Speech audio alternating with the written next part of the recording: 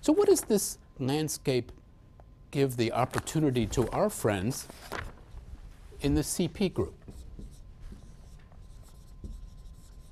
And who is the CP group? Is this a Chinese company? Hala? Well, it's founded by Chinese immigrants in It's Thailand. founded by? By Chinese immigrant brothers in Thailand. Thailand, okay. So they're Chinese who go overseas. Right. So technically, it's an international. It's the first internationally registered company in China. So it's a foreign company. Is it? I suppose you could say, all right, it's an international company. And you say it's the first. When you say it's the first internationally. The first registered international company. Is The it? first registered international company, and it's actually in the case. You're right. When do they invest? Do you remember what year? 1979. Yeah, I think late 78, early 79. My recollection. Is it exact? Is it precise in the case, Jake? Do you? I think it was 79. Okay. So the CP group gets investor number 001. And according to the chairman, Mr. Danin, that he got that number from Deng Xiaoping himself. Now, if I were Deng Xiaoping, I would have given that number to a lot of people. But in any event, because China needed investors. And so we don't know for sure if they're the only ones. But they are, so they're founded, when does the company start? 1921 in Thailand. They go to China 1978, and after the moment China reopens, the absolute moment they reopen. How many of you ever been to the Super Brand Mall in Pudong? Jonathan, you've been there? Okay, I see. Johnny, did you buy anything? Yeah, actually, Caleb and I worked in Shanghai for summer, and we went there every day for lunch. Okay. This is a huge mall, and it shows you a commitment of Chairman Danin to China. They bought this mall, they built this mall when they were 001. They bought that land when Pudong was an idea, not a reality, this new part of Shanghai. And they built it where they built it, and because that's where the ferry went, across the Huangpu River. The only way to get across the Huangpu River in those days in Shanghai was to go by ferry. And they built this, and they put a huge amount of money into building this mall. And then the government moved the ferry. Nevertheless, they stuck with it.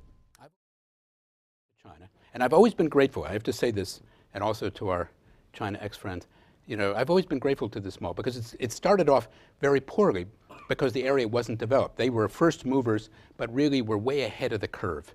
And so nobody was shopping in this mall.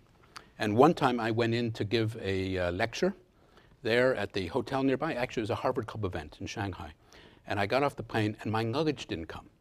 So I had a sports coat, but I had no pants. Or I had no pants that you could wear to a nice talk. And so I went to the Super Brand Mall, and in 25 minutes bought a pair of pants and had it tailored and done, because nobody else was in the mall. So I've been always grateful that I could pull this off, because I had only 50 minutes between arriving and getting some pants and starting this talk. So that's really Thai-Chinese efficiency. Now it's an extraordinarily successful mall. So Sachin. It was obviously started by brothers and began as a family business, but even today, despite its globalization, a lot of the upper level management still has ties to those original brothers. Okay, so its business, so it starts really 1921 in Guangdong, moves to Thailand, back to China in 1978. It's a family business, effectively, although it has public companies. It's a family organized and run business, in many ways of a very traditional sort, with an extraordinary chairman. Its main business is, Jake? What's their main business? Agricultural animal feed. So it starts as a feed company, starts actually as a seed company, now is a large feed company and very diversified agribusiness. It has many other parts to it. as well. But let's focus on, so what's their model in China? What are they trying to, Emma, please. So they have the Dragon supply chain. The dragon supply chain. It's a vertically integrated. That sounds much better than the snake supply chain or something like this. But yeah, it's, so explain what a dragon supply chain. Right.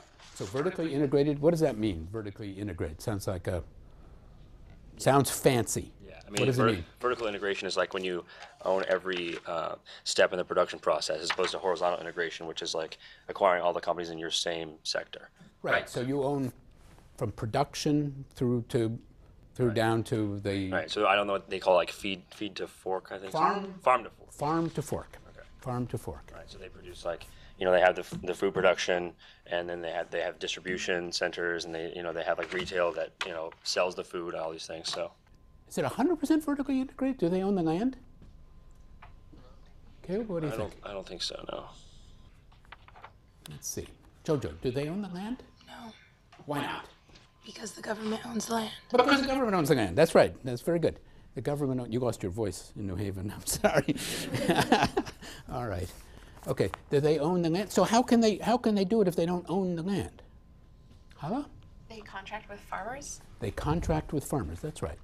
Jake, you want to tell us what they do with the farmers? Sure. They empower farmers to produce a staggering amount of, in terms of, like, for example, poultry, they can produce over 100,000 chickens, whereas it'd be impossible just to do it alone. So they provide them the resources. This could be technological, like with machines, as well as specialized feed that just allows for this mass production of poultry. Whose feed do you think they have the farmers use?